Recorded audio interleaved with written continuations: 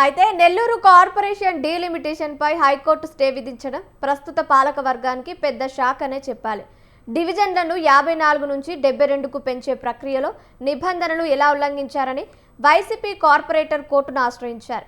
ఈ stay order తర్వాత corporation అధికారులు మరియు స్థానిక అధికార పార్టీ నేతల స్పందన ఎలా విధంగా ఉంది అనే దానిపై మరిన్ని అప్డేట్స్ మా ప్రతినిధి మల్లికార్జున లైవ్ ద్వారా అందిస్తారు. చెప్పండి మల్లికార్జున.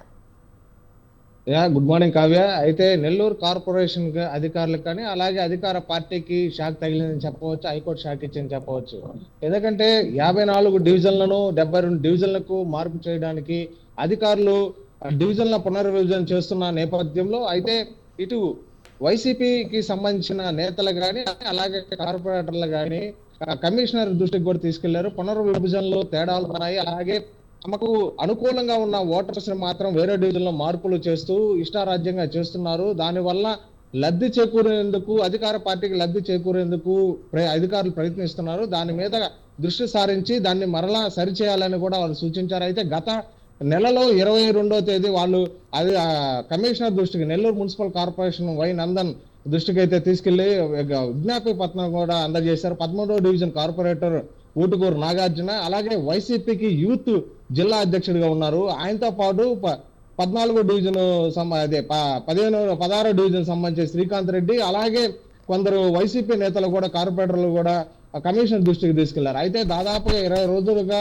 కమిషనర్ నుంచి ఎటువంటి స్పందన లేకపోవడంతో హైకోర్టుని ఆశ్రయించారు. ఈ నెల జూన్ 15వ తేదీ హైకోర్టును ఆశ్రయించిన నేపథ్యంలో నిన్న ఒక్కసారిగా హైకోర్టు దాన్ని స్టే విధించడంతో పునర్విభజన మీద స్టే విధించి అధికారులు దాని మీద ఏమి అనేది విచారించారు, దాని మీద ఎలాగా చేశారనేది హైకోర్టుకి సమర్పించబడి చెప్పడంతో ఒక్కసారిగా స్టే విధించడంతో వైసీపీ నేతలు ఆనంద అవస్థలో ఉన్నారు. అలాగే చూసుకున్నా కూడా అధికార పార్టీకి సంబంధించిన నేతలు, కూటమి నేతలకు మాత్రం షాక్ తగిలని చెప్పవచ్చు. ఎందుకంటే తమకు ఎందుకంటే గతంలో వైసీపీకి సంబంధించింది 54 డివిజన్లు కార్పొరేషన్ ఎన్నికల్లో కార్పొరేషన్ మీద వైసీపీ జెండా పాతింది. అలాగే ఇప్పుడు కూటమి ప్రభుత్వం సంబంధించి కూటమి నేతలందరూ ఇప్పుడు 72 డివిజన్లకు గాను 72 డివిజన్లు కైవసం చేసుకునే నేపథ్యంలో పునర్విభజనలో అడ్డగోలుగా చేస్తున్నారని వైసీపీ నేతలు గాని కార్పొరేటర్లు గాని ఆరోపిస్తున్నారు. అయితే దీని మీద అలాగే నెల్లూరు సిటీ ఇన్ఛార్జిగా ఉన్న ఎమ్మెల్సీ పర్వతరెడ్డి చంద్రశేఖర్ రెడ్డి కూడా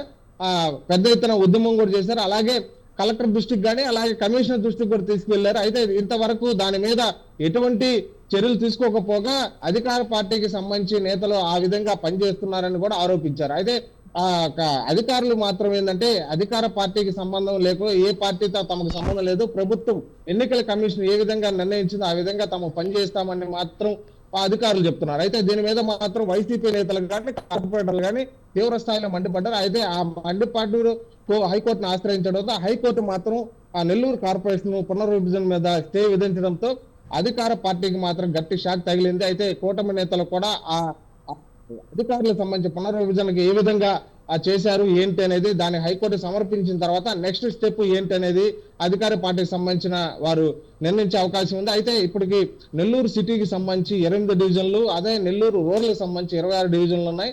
ప్రస్తుతం 54 డివిజన్లకి, అయితే 72 డివిజన్లకి ఈక్వల్ గా డివిజన్లు అయ్యేందుకు కూడా ఇటు చూస్తే మంత్రి నారాయణ సంబంధించి నెల్లూరు సిటీలో ఉన్నారు. అట్లాగే నెల్లూరు రూరల్ సంబంధించి హ్యాట్రిక్ ఎమ్మెల్యేగా ఉన్న కోటం రెడ్డి శ్రీధర్ రెడ్డి ఎమ్మెల్యేగా ఉన్నారు. అయితే ఇప్పుడు ఈ స్టే విధించడంతో ఒక్కసారిగా ఆశావాహుల్లో గాని అలాగే కార్పొరేటర్ గా ఎన్నిక కావాలంటే కూడా కొంత అసంతృప్తి అయితే చెందిందని చెప్పవచ్చు. అయితే వైసీపీ నేతలు గాని కార్పొరేటర్లు గాని నిష్పక్షపాతంగా పునర్విభజన చేస్తే మాత్రం తాము ఎటువంటి అడ్డుపడము, అలాగే అడ్డగోళ్లుగా అధికార పార్టీకి సంబంధించి మాత్రం పునర్విభజన చేసి వాళ్ళకి లబ్ధి చేకూరేందుకు చేస్తే మాత్రం అధికారుల మీద పోరాటం తప్పదని ఇది వైసీపీ నేతలు అంటున్న విషయము. కావ్య.